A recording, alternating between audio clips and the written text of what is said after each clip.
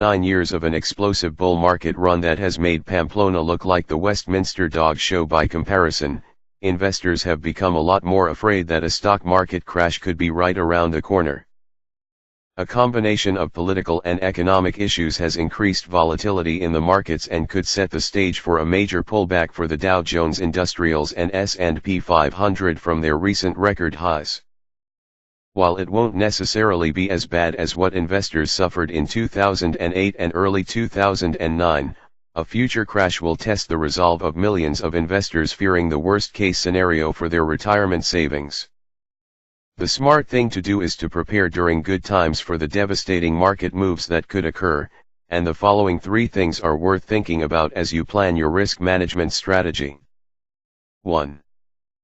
Be ready for the market crash before it happens. Investors should always have a potential crash in mind when they put together their investing strategy. That doesn't mean being unnecessarily conservative with your investments, but it does mean choosing an overall strategy that takes into account what they'll do in the event of a major downturn. Those who have decades to go before they need the money they're saving can afford to weather market crashes without really taking much action in their portfolios. In fact, if you're just starting out, then you should actually welcome a crash, because it lets you invest future savings at much more favorable valuations. You'll be able to buy more shares of stocks or funds with the same dollar amount after a crash, increasing your future growth potential. If you're closer to retirement and have less time to recover from a crash, then looking at your asset allocation is important to ensure that you're comfortable with the level of risk in your portfolio. You generally shouldn't give up on stocks entirely, but reducing allocations can be a smart move. In particular, if the share of risky investments like stocks has risen because of gains you've earned during the bull market, then moving a portion of your portfolio out of stocks into safer investments can reduce your overall potential risk before the bottom falls out of the market. 2. During the crash, don't do a thing. More investing mistakes happen during market crashes than at any other time. Panicked investors sell off their holdings at the worst possible time, fearing that even bigger losses are right around the corner. Inevitably, they choose the bottom of the market crash to sell and then face a dilemma: do they buy back at higher prices or stay out of the market and miss out on long-term growth?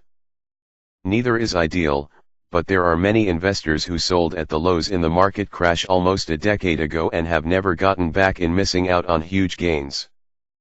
Ideally, you'll have things set up so that you'll continue to make regular investments to take advantage of low prices during a crash. Letting that happen automatically is a great way to benefit from the crash, and it prevents your emotions from getting in the way of good judgment. Other than that, you should generally make no changes and trust your strategy to work. 3. After the crash, assess the situation. After waiting an appropriate length of time to let your emotions calm down, look at how your portfolio performed and see what worked and didn't work. If some of your investments didn't do what you thought they should do in a crash, then it's worth looking at whether you need to replace them with better investment options. For example, some people look to certain types of stock mutual funds as being less vulnerable to a crash, but if that didn't pan out the way you expected, you might prefer to look for better alternatives going forward. Don't be in a rush, however, to make major structural changes to your investing strategy. One way you can make gradual changes is to keep your existing assets as they're invested, but to direct new contributions into different investment options. That way, you'll gradually pivot toward the new strategy but allow your old investments to possibly recover some of their losses. Going forward, the shift to new strategic thinking should bring you closer to where you're comfortable in handling potential future crashes. Don't panic. Having a plan in place beforehand for a stock market crash is a great way to take panic out of the discussion. That way, you'll know what to do when the crash happens and avoid many of the mistakes that devastate other investors during tough times for the markets. The $16,728 Social Security bonus most retirees completely overlook. If you're like most Americans, you're a few years behind on your retirement savings. but a handful of little-known social security secrets could help ensure a boost in your retirement income. For example, one easy trick could pay you as much as $16,728 more each year. Once you learn how to maximize your Social Security benefits, we think you could retire confidently with the peace of mind we're all after. Be wary of FANG stocks. Are Facebook, Amazon, Apple, Netflix, and Google the sure bet growth machines they once were? Investors should know the risks. Facebook is standing trial, and the stock just had its best day in 2 years.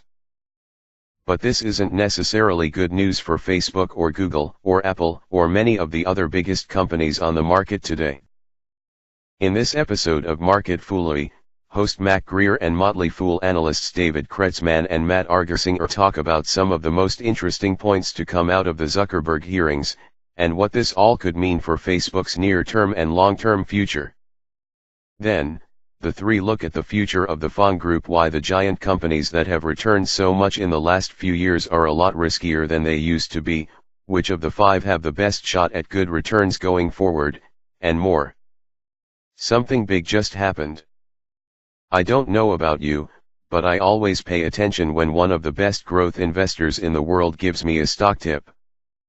Motley Fool co-founder David Gardner and his brother, Motley Fool CEO Tom Gardner, just revealed 2 brand new stock recommendations. Together, they've tripled stock market's return over the last 13 years. And while timing isn't everything, the history of Tom and David's stock picks shows that it pays to get in early on their ideas. Mac Greer, it's Wednesday, April 11th. Welcome to Market Foolery. I'm Mac Greer, and joining me in studio, we have Motley Fool analysts Matt Argersinger and David Kretzmann. Guys, welcome. Guys, how are you feeling? David Kretzmann, feeling better than Zuck today. Matt Argersinger, I think so, yeah. Greer, better than Zuck. Well, we're going to talk some Zuck. Day 2 of Facebook CEO Mark Zuckerberg's appearance before Congress. Guys, yesterday's testimony seemed to get pretty good reviews, so far. Kretzmann, yeah, the stock was up 4% or so. Greer, yeah, 4%. I think that was the best day for Facebook shares in 2 years. So, yesterday, guys, Zuckerberg accepted responsibility for Facebook's privacy breach, saying the company made a big mistake. He also went on to say the company should have taken a broader view of its responsibilities. And another thing he mentioned as part of his testimony, guys, is that at least, he suggested that Facebook may be considering a paid version. He said they'd always have a free version, but they could have a paid version. David Kretzmann, what's your review so far of Mr. Zuckerberg going to Washington? Kretzmann, first, on a high-level look at this whole testimony, it's hard for me to take a lot of these senators and their questions seriously.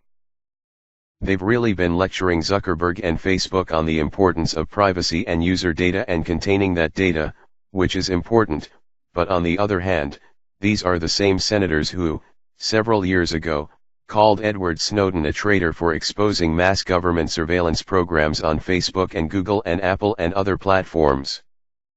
These are also literally the same senators who, just several months ago, voted to expand the NSA's mass surveillance program. So, for them to be lecturing Facebook and Zuckerberg on privacy, to me, seems a bit of a double standard, pretty hypocritical. Shocking, I know, for politicians. But, beyond that, I think Zuckerberg has done a good job. He's done what he needed to do. For the most part, he's answered the questions clearly, calmly. A lot of people have looked at that clip of him 8 years ago when he was interviewed by Kara Swisher and Walt Mossberg at RICKARDS where he was sweating bullets. He was clearly nervous and uncomfortable. He's clearly gone through a lot of coaching, did a much better job, and I think the stock's performance in light of Zuckerberg's performance shows that he's done a good job. Argersinger, yeah, what David said. I think Zuckerberg was much more prepared than the senators were. I think that's clear. I mean, maybe he was over-prepared. The reason I think Facebook stock was up, and it's something I felt not just yesterday but the whole way through, is that I don't think there's going to be any significant effect, especially in the near term, on Facebook's business. I don't think there were any pointed questions in the direction of its ad business. In fact, many senators clearly demonstrated they really didn't even know how Facebook made money in the first place. That, to me, as an investor, you walk away and say, okay, Facebook's business, with Alphabet controlling some 90% of the digital advertising market, that's not changing anytime soon. There was some mention of, are you a monopoly? Do you think you're a monopoly? And I think his answer was, I don't think I am. Greer, it doesn't feel like that. I like that. Argersinger, he made some excuses saying, people have more apps. Well, that's not genuine, because there's not really an alternative to Facebook. The alternative to Facebook is Instagram, which Facebook owns. But that all aside, I don't think there's going to be any impact, really, to the business model of Facebook. I think advertisers are still going to be targeting ads, I think users are still going to be using Facebook. I think the Delete Facebook campaign, if you want to call it that, is not going to gain a lot of traction. Not a lot is going to change in the near term. Greer, I want to ask you more about that, because as I mentioned in the read, he did suggest that there could be a paid version. He said there will always be a free version, but there could be a paid premium version of Facebook. What does that look like? If that's going to work, is that going to have to be an Amazon Prime, where I'm getting something that I'm not currently getting with Facebook? Because to me, it doesn't feel like you can just say, hey, if you really want to feel safe, pay us, and then we'll lock up all your data. I'm like, you should have been doing that to begin with, you've got to give me something else. Kretzmann, I think it would probably be similar to YouTube Red, where you pay a monthly subscription and you don't get ads on the content. So, in the case of Facebook, you would pay, maybe, $5 a month, you wouldn't see any advertisements as you scroll through the feed. So, your data would essentially be locked up, contained. It wouldn't be accessible to advertisers. Maybe you throw in a few other exclusives with content or other features, but for the most part, I think it would just be an ad-free version of Facebook. It's not really consistent with Facebook's model to have all these exclusive perks in a paid version. They want the platform to be accessible and open and available to everyone. So, I would be surprised if they end up going the paid route. Argersinger, I agree. I think if you ask most Facebook users, I think they're concerned about what happened with Cambridge Analytica and their user data being taken and used for nefarious reasons, potentially. But I think if you ask most users, they're okay with the trade-off. They're okay with all the services and network that Facebook provides, the relationships, the community, and I think they're okay with giving up a little bit of their privacy and allowing Facebook to track them in various ways on the platform. Now, some of the ways that Facebook also tracks you, maybe when you're offline or things you're doing on your phone outside of the platform, that kind of stuff maybe needs to be reined in a little bit. Granted, we know Apple does that. They say they don't really do it, but they do. Alphabet Greer, allegedly. Argersinger, Dave, you've been on Twitter, and I think you were absolutely right. Google, Alphabet, in ways, is a more powerful way of tracking people than Facebook is, because you do so many more things using Alphabet's platform. Kretzmann, if you think about it, Facebook and WhatsApp and Instagram and Messenger, those are literally just apps or a website. Google has the operating system with Android, they have the web browser with Chrome, they have the search engine, they have YouTube, they have Google Maps. Google tracks so much more user data. And some might say that the data that you share or the content you share on Facebook might be a little bit more intimate or personal, but I would argue that if you find someone's search history, browser history, video history, where they've been with Google Maps, that you're going to learn a lot more about that person than what they share on Facebook. So, I think Google probably has more to lose if they do have some sort of breach, because I think a lot of the questions that have been directed at Facebook, you take a step back and you realize, this is an app that you can easily uninstall. Your life isn't going to be significantly worse if you're not on Facebook.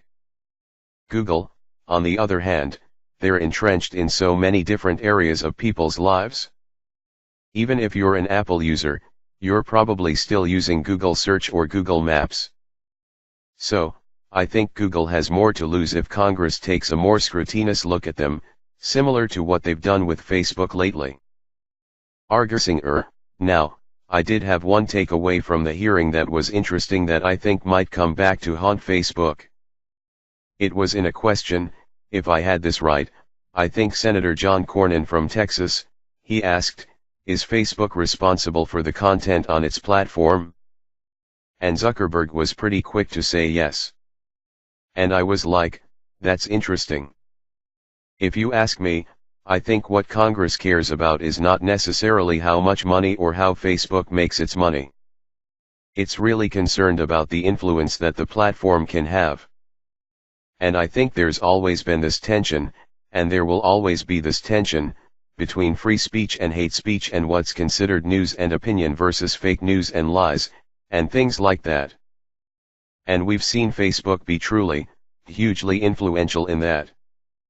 So, Facebook's admission from Zuckerberg that they're responsible for that content makes me think, you know what? Then you're also, maybe, a publisher. You're not just an advertiser, you're not just a consolidator of free content.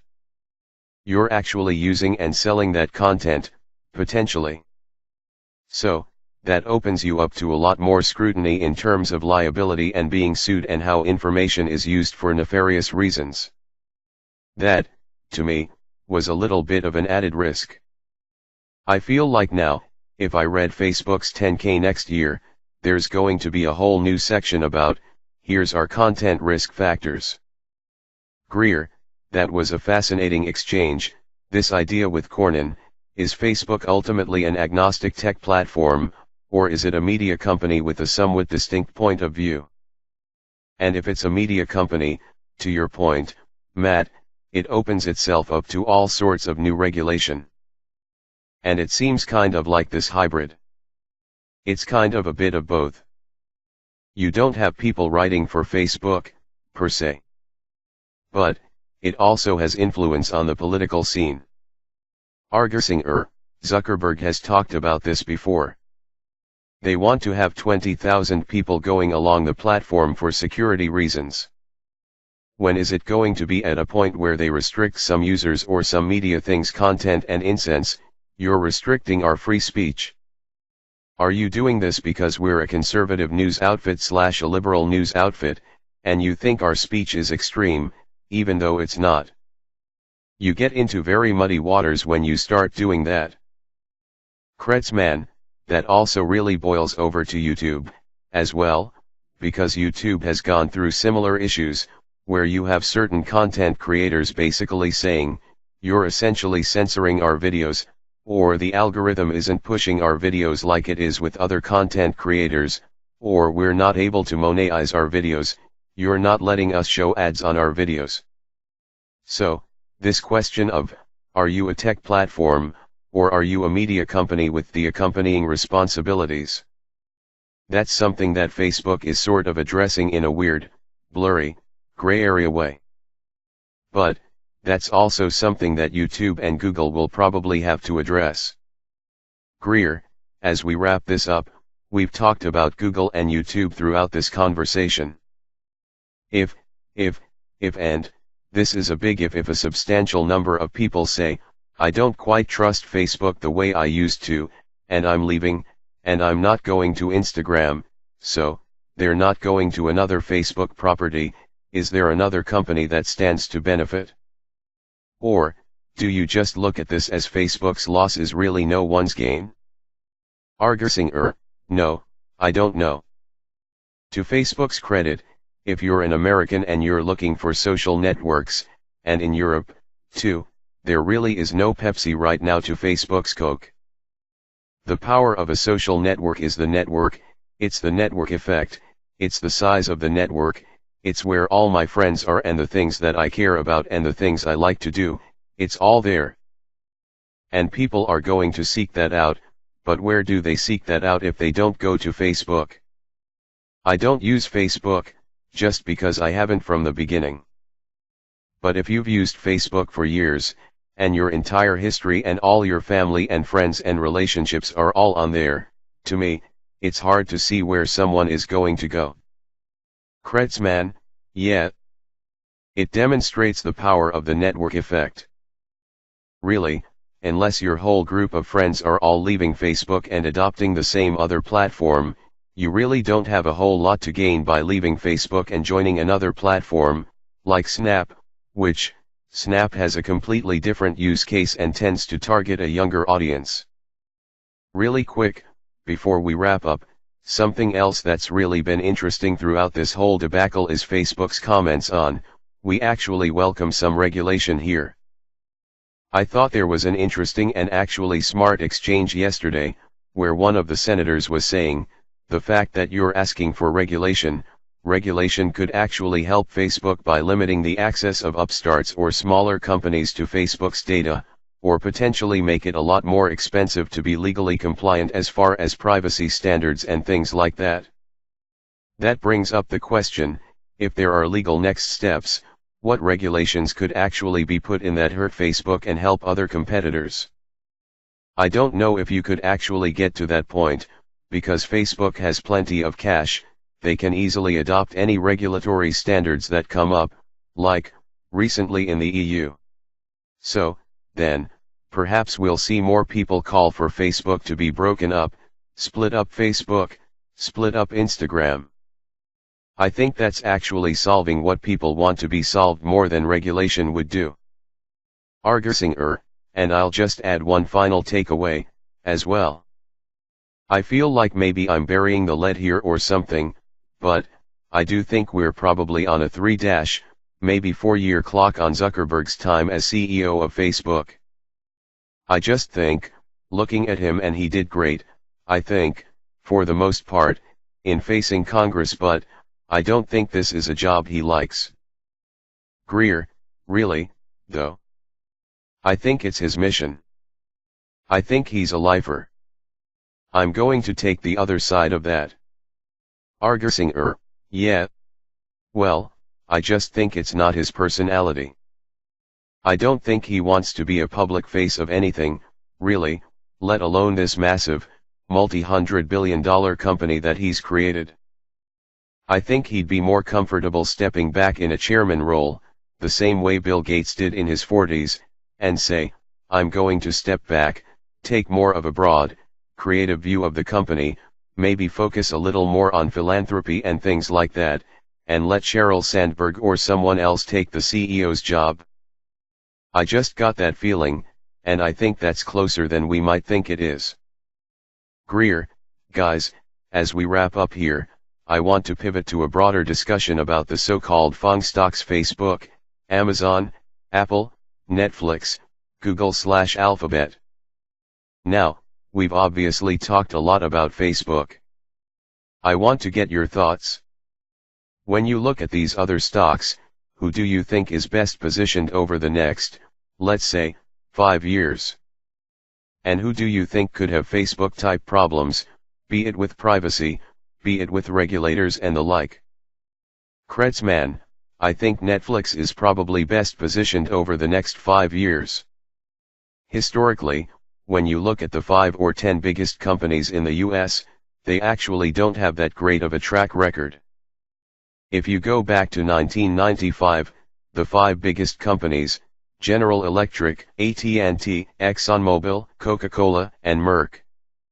None of those are in the top 5 anymore, obviously. Now, you could argue that having a tech or internet-based platform that allows you to scale a lot more efficiently, you have network effect, so maybe more of the FANG is here to stay, and they'll continue to be the dominant companies 5 and 10 years from now. But, just looking at the historical precedent, you probably wouldn't bet on those companies. Usually, there are some newcomers that do end up becoming large. Netflix has that advantage. It's about a $130 billion company, still in the early innings as far as the international expansion. They have well over 100 million global subscribers now, but I think over the next 5 years, they'll hit 200 and 300 million. And even then, more people around the world are getting access to broadband and more people want content, so with Netflix, you have a growing addressable market, and the growth story is still in those early stages. And, I don't think they have near the level of regulatory scrutiny that the other 4 FANG stocks have. Argusing yeah, I like that a lot. If you're saying, which is going to face the least amount of scrutiny, it's certainly Netflix. Their business is about entertaining people, and people are comfortable with the platform. It's not this company that has so many tentacles in all these other places. Me, personally, I just think Amazon has so much upside to go. I know it draws the ire of our dear president for various reasons we don't have to get into. But, I just think, you look at the percentage of their retail sales in the United States, it's about 4%, it's like a third of what Walmart has. And the things that Amazon is doing with Prime and digital streaming and Amazon Web Services, it's easily going to be a much, much larger company, if it's allowed to be a much larger company. And that's the rub. That is the rub. And I think David's point is great. If you go back in history, generally, if you look at any given era, the 5 largest companies, you didn't do well as an investor investing in those 5. You're better off looking at smaller companies. And if you look at the FANG stocks, this is incredible. Over the past 5 years, the average return for the FANG stocks is 500%. If you go back to 3 years, when, I think, the term was coined, FANG stocks, they're up 200%. So, even after they became a thing, if you bought them, you're up 200% in 3 years. It's just remarkable. And, as an investor, you have to look back and say, can this possibly continue? Especially now with, finally, regulation trying to catch up a little bit to these platforms, and people being more educated about just how much influence they have and could have in the future. I think there's a lot of risk to buying these companies today. Greer, but it sounds like you're team Amazon, if push comes to shove? Argusing I am team Amazon, all the way. Greer, David, I want to push back a bit on Netflix. And we'll get back to Amazon here. I noticed that you did not mention, there's an upstart by the name of Disney that is starting to get into streaming more. Argusing small, feisty company. Greer, small, feisty, scrappy. There's this mouse that you may have seen. Kretzmann, the hidden gem, yeah, that's right. Greer, so, how does that figure into your long-term thinking about Netflix? Kretzmann, I don't think it's a zero-sum or winner-take-all game. Already, you have people who subscribe to Netflix, HBO, Hulu, Amazon, so I don't think there's necessarily going to be one go-to content creator. But, in the case of Netflix, I think they do have a powerful first-mover advantage. They have a data advantage. They've been doing online streaming for over 10 years now, so they have so much data as far as user consumption, viewing habits, what types of content people like at certain times of the day, certain parts of the world. I think it's going to take time for Disney to catch up. I think Disney will do well, but I don't see Disney being a Netflix killer or a Netflix displacement. I think of anything, it'll be complementary. Greer, okay, so there's room for both.